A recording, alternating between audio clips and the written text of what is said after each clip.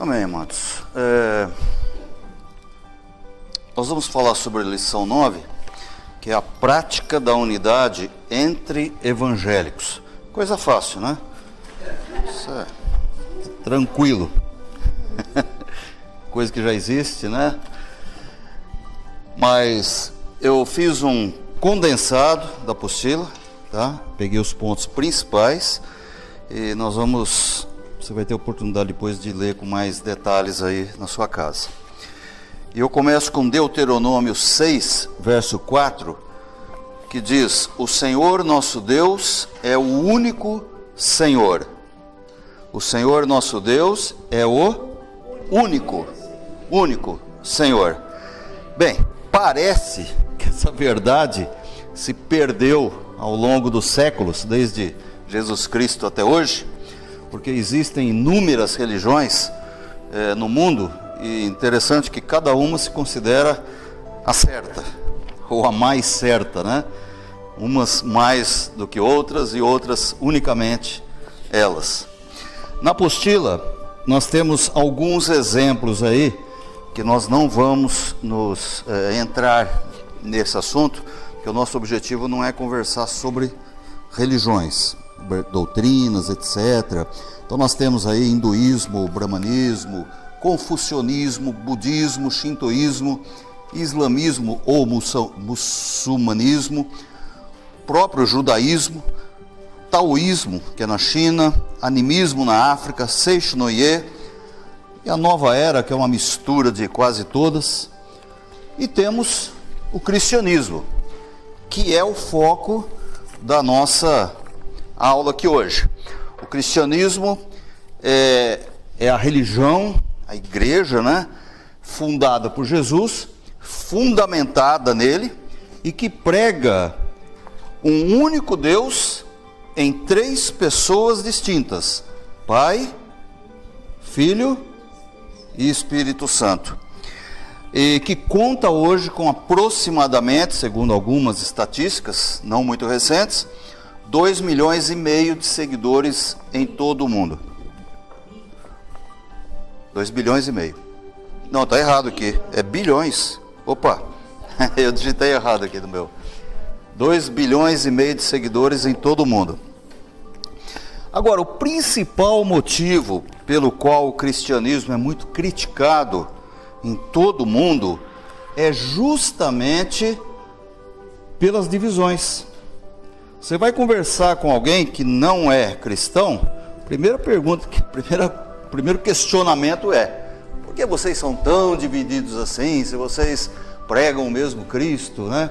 A mesma doutrina, entre aspas? Então as divisões, nós temos que compreender que elas foram provocadas pelos homens e não por Cristo. Esse não era o propósito dele, o propósito original, quando Cristo fundou, vamos dizer assim, né, o cristianismo, quando iniciou o cristianismo. Esse não era o seu propósito, que as igrejas se dividissem tanto como estão hoje.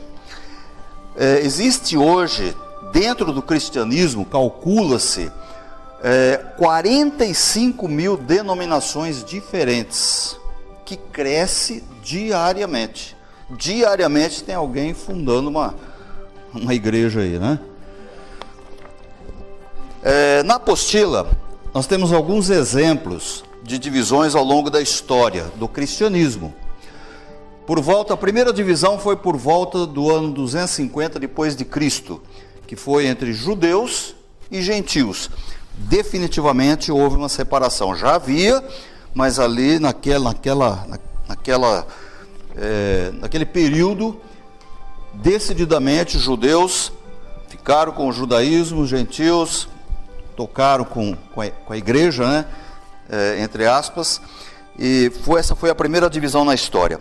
A segunda divisão aconteceu em 1054, entre as igrejas romana e a ortodoxa russa. E a terceira grande divisão foi em 1518, o ano passado foram 500 anos, né? 1517, aliás. Foi a Reforma Luterana, ou chamada também de protestante, mas luterana porque foi Martinho Lutero. E até hoje nós temos a igreja luterana, que foi a divisão, a separação da igreja romana. Então essa foi a grande divisão desse século passado, e que culminou com essas milhares de denominações evangélicas ou protestantes. Hoje já não se usa o termo protestante, a gente protesta menos hoje, né? Então, continuou o termo, cansamos de protestar, continuou o termo evangélicos. Algumas religiões são confundidas como evangélicas, porém, nós não podemos afirmar que são. São religiões fundadas por homens que não têm a Bíblia como a única e absoluta norma ou regra de fé, de conduta. E, inclusive, algumas delas introduziram muitas modificações ao conteúdo bíblico. Nós estamos conversando que existem pelo menos 3 grandes ramos denominacionais que, apesar de nós não crermos, não acreditarmos que são cristãs, no entanto elas se consideram cristãs e falam isso. Tivemos até lendo aí recentemente, né, que são Testemunhas de Jeová,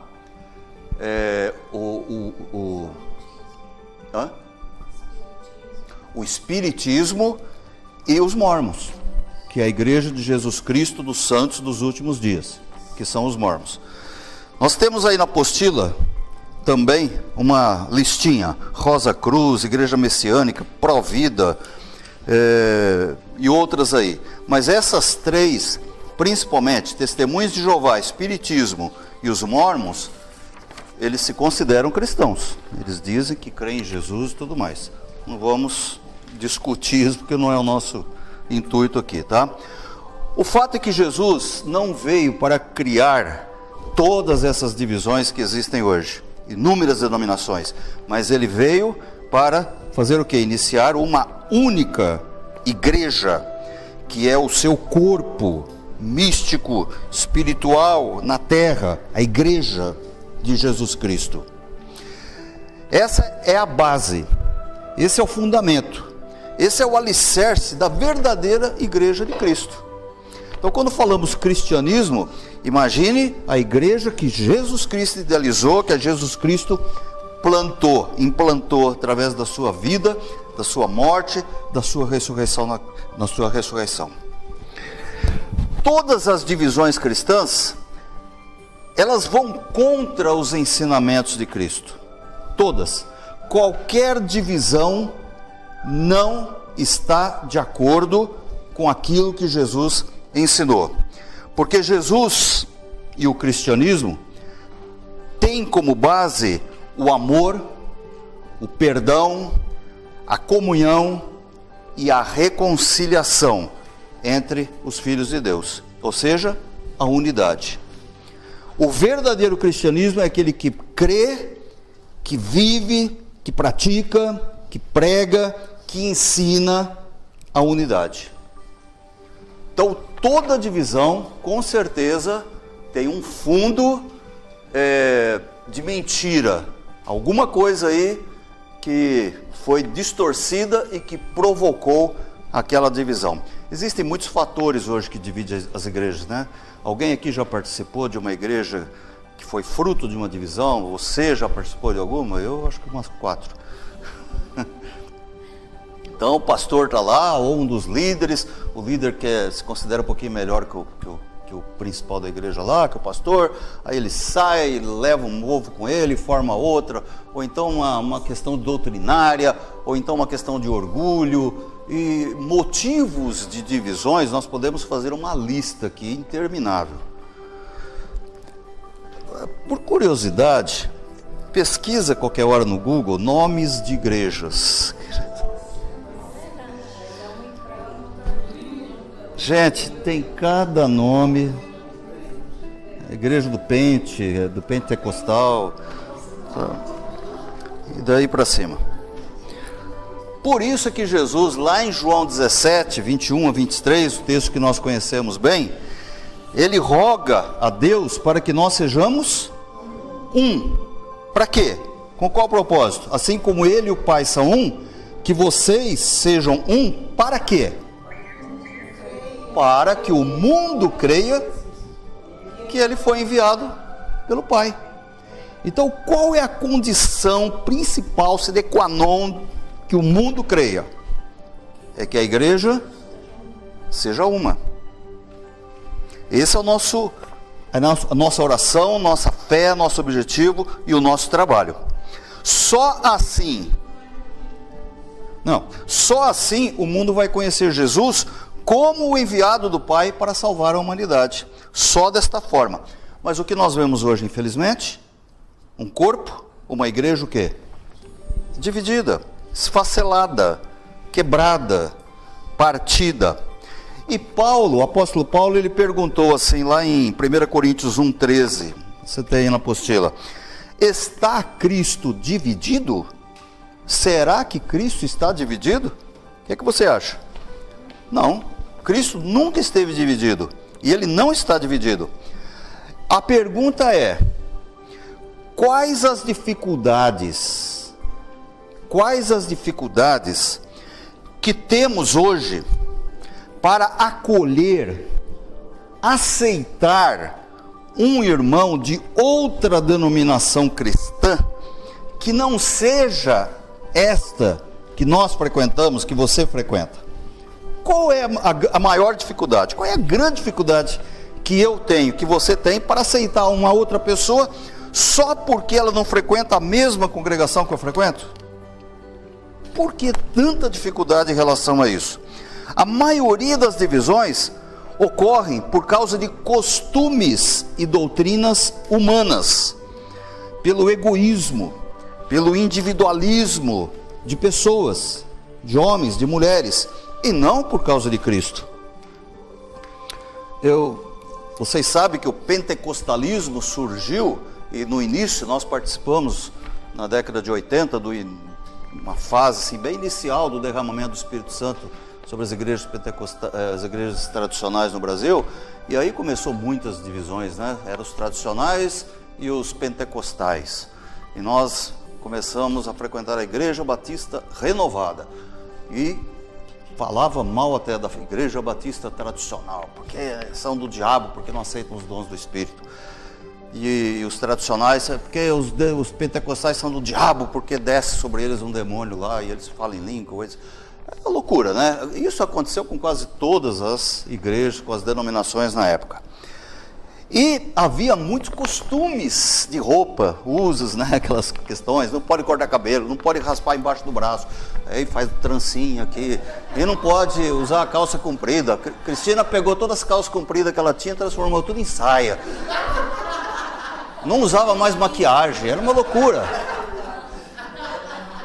E não podia. E aí a missionária lá, que começou o trabalho lá, que nós nos convertemos: você tem que tomar banho, mas você tem que botar um camisolão para tomar banho, porque se Jesus volta na hora que você está tomando banho, já pensou, você pelado, como é que você vai subir? Para fazer sexo tem que usar um avental com um zíper ali no local, uma camisola com um buraquinho. Gente, nós ouvimos isso de púlpito. É uma loucura. Bem, assim nós sabemos que 99,9% das divisões são motivadas por costumes e doutrinas humanas, pelo egoísmo, pelo individualismo das pessoas. Paulo ainda diz no versículo 10 de 1 Coríntios 1: rogo-vos, irmãos, pelo nome de nosso Senhor Jesus Cristo. Ele está rogando, ele está clamando, é um desespero aqui, né? Que digais todos uma mesma coisa. O que é isso? É unidade. E que não haja entre vós divisões, dissensões, contendas. Antes, sejais unidos em um mesmo pensamento e num mesmo parecer. Parece que esse versículo aqui foi arrancado da Bíblia, né? Parece que os evangélicos, os cristãos, pelo menos, arrancaram esse texto aqui, porque é tudo que nós não vemos hoje. Assim, se Cristo recebe você, você.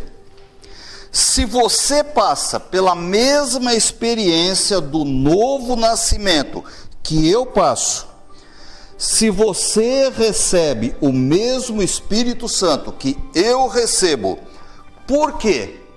Você não pode ser considerado meu irmão em Cristo? Só porque nós somos de congregações A, B, C ou D? Ora, você nasceu de novo? Tem certeza? Jesus Cristo é o teu Senhor, teu Salvador, teu único Senhor e Salvador? Sua fé está fundamentada em Cristo, na palavra de Deus? Você tem o Espírito Santo? Ah, mas peraí, que igreja você frequenta?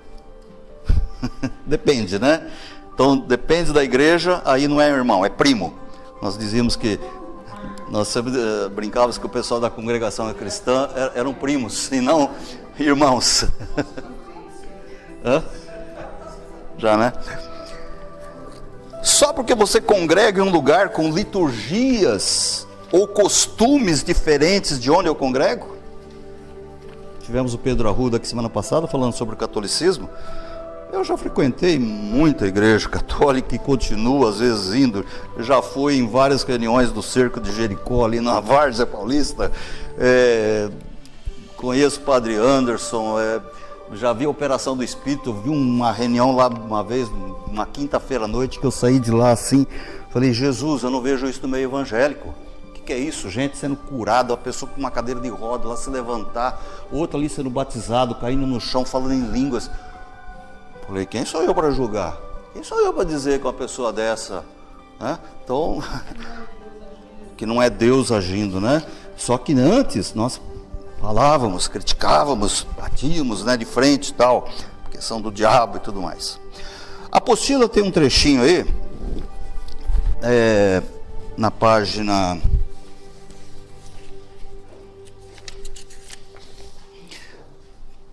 9.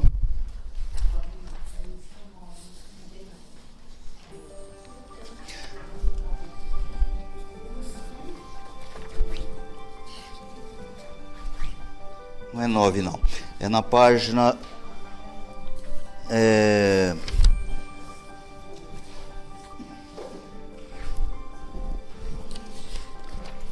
tem uma pesquisa muito interessante aí que você pode ver sobre uma pesquisa que foi feita em relação à Santa Ceia, na página 15 dessa apostilinha de vocês aí, último parágrafo. Existem duas principais questões que separam as igrejas cristãs. O batismo e a ceia. São os dois principais fatores de divisões. Nós mesmos participamos de igrejas que se dividiram por causa do batismo. Então, um batiza em nome de Jesus Cristo, o outro em nome do Pai, do Filho e do Espírito Santo. Ah, não é? Então separa. A ceia, um toma o vinho, o outro tem que ser suco de uva. Se misturar não pode, então acaba separando, porque é aquela igreja que toma suco de uva, o outro que toma vinho. E existem divisões de todos os tipos e espécies. Batismo e ceia são dois fatores muito fortes de divisões no cristianismo. Mas sobre a ceia eu quero apenas comentar, nós não vamos entrar nesses detalhes, porque o nosso objetivo é realmente passar só um resuminho.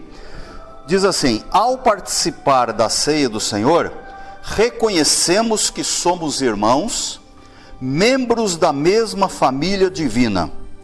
Renovamos o compromisso de amor mútuo, de perdão, de cuidar uns dos outros e, do ponto de vista cristão, até dar a vida pelo irmão, de usar as nossas provisões para suprir a necessidade do irmão e vice-versa, de alegrar-nos com as vitórias dos irmãos e sofrer com eles as dores de suas aflições, de não romper relações com os irmãos, ainda que em certos pontos não haja um pensamento único, diversidade.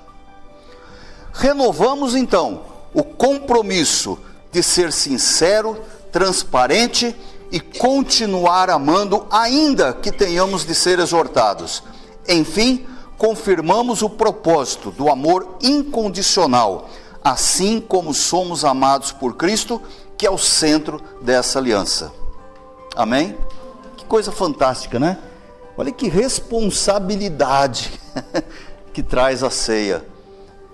É ter discernimento, compreender que nós somos o quê? Irmãos em Cristo, no coração, sem que haja divisões, não romper relações, ainda que haja pensamentos diferentes, doutrinas ou regras de fé, ou de conduta, ou de costumes diferentes. Então, queridos, a base da nossa unidade é Jesus Cristo, é a palavra de Deus. Todas as outras coisas são pequenininhas, são ínfimas diante da grandeza dessa verdade do Senhor. Amém? Agora, detalhe, quando nós falamos de unidade, não estamos dizendo, que é o que a Cristina falou, que nós temos que abandonar aquelas congregações que nós frequentamos e nos reunirmos em um só lugar. Bom, então vamos ser unidos. Todo mundo vai quebrar tudo que é placa, todo mundo vai sair das suas igrejas e vamos formar uma única igreja. Não é isso. Isso não é isso que nós queremos dizer com unidade. Nós estamos falando de uma única família, de uma unidade espiritual. Nós usamos até o termo ecumenismo espiritual, porque não é uma questão de organização, uma instituição. Nós não vamos formar uma única organização mundial chamada Igreja do Senhor Jesus. Não é essa a nossa visão. Nós estamos falando de uma unidade na diversidade. Somos diferentes, mas somos um. Somos unidos. Estamos falando de uma vida de relacionamentos, de comunhão com os irmãos, relacionar com pessoas, ter comunhão com pessoas. Estamos falando do amor, da prática, da base do Evangelho, que é o amor. Estamos falando de unidade com os santos. Não estamos falando de unidade com hereges, com pessoas que não pregam a Cristo. Não, estamos falando de unidade entre cristãos, aqueles que têm como base o Senhor Jesus Cristo em suas vidas, aqueles que realmente nasceram de novo, têm o Espírito Santo de Deus. Amém? Não importa a congregação que ele esteja, que ele frequente. Assim, a nossa proposta não é uma centralização, uma unificação de igrejas que vai trazer a solução para a humanidade. Não é isso. Não são instituições, organizações cristãs que vão trazer Jesus de volta. Entenda, por favor, isso. Porque muitos nos combatem, porque agora vocês estão pregando unidade aí com todo mundo e tal, daqui a pouco está até aí, sei lá, outras religiões aí. Não é isso. A nossa proposta é uma unidade espiritual, a unidade no Espírito, a que Paulo se refere em Efésios 4, de 1 a 4. Está escrito aí, na sua apostila. Rogo-vos, pois eu, prisioneiro no Senhor, que andeis como é digno da vocação a que fostes chamados, com toda a humildade e mansidão, com longanimidade, suportando-vos uns aos outros em amor, procurando diligentemente, com todo esforço, com toda dedicação, com tudo que você tem, com todo o seu gás, guardar, proteger, preservar, o quê? A unidade do Espírito, no vínculo da paz. Por quê? Porque há um só corpo e um só Espírito, como também fosse chamados em uma só esperança da vossa vocação. Que coisa tremenda, maravilhoso isso, né? Assim, a nossa visão é a unidade entre pessoas cristãs, entre filhos de Deus, atentando para os pontos que nos unem, e não para os aspectos doutrinários que nos separam, que nos dividem. Paulo continua, na sua apostila tem, Efésios 4, 15, 16, ele nos faz um alerta: seguindo a verdade em amor, cresçamos em tudo, naquele que é a cabeça, Cristo, do qual todo o corpo, bem ajustado, ligado pelo auxílio de todas as juntas, segundo a justa operação de cada parte, efetua o seu crescimento para a edificação de si mesmo em amor. O que são essas juntas? São os relacionamentos entre as pessoas. É o que junta. O que junta o corpo? É o relacionamento, é o amor, é o que cola. Alguém disse que o amor é o cimento, né? É o que cola, o que une os irmãos. Entre os cristãos que Deus uniu através do sacrifício do seu único Filho Jesus na cruz. É o sangue e o amor de Cristo que nos une. Você pode dizer amém? Amém. Concluímos com a mensagem de João Batista, que foi a mesma de Jesus. Arrependei-vos, pois, e convertei-vos, porque é chegado o reino dos céus. Jesus Cristo está voltando? Sim. Você crê nisso? O que nós precisamos fazer então? De novo. Arrepender e converter. Como assim? Nos arrepender do grande, talvez o maior pecado de todos, a divisão. A divisão é o maior pecado da igreja. E nos convertermos para a unidade do corpo de Cristo. Para que nós não sejamos instrumentos de impedimento à resposta da oração que Jesus fez ao Pai em João 17. Você quer ser um empecilho àquela oração? Ou não? Você quer cooperar com a oração de Jesus, ou você quer ser um fator de bloqueio, de impedimento? Cooperar, né? Rogo não somente por estes, mas também por aqueles que pela sua palavra hão de crer em mim, para que todos sejam um. Assim como tu, ó Pai, és em mim e eu em ti, que também eles sejam um em nós, para que o mundo creia que tu me enviastes. Amém? Queridos, que o Senhor nos abençoe, nos dê essa graça, essa visão, esse coração, para a gente continuar nessa caminhada, né? Nessa árdua caminhada, em busca dessa unidade, preparando o terreno para a volta de Jesus Cristo na terra. Amém? Vamos terminar com essa oração coletiva. Será que você pode ficar em pé? Um minutinho. Vamos orar juntos? Essa oração aí, bem alto, bem forte.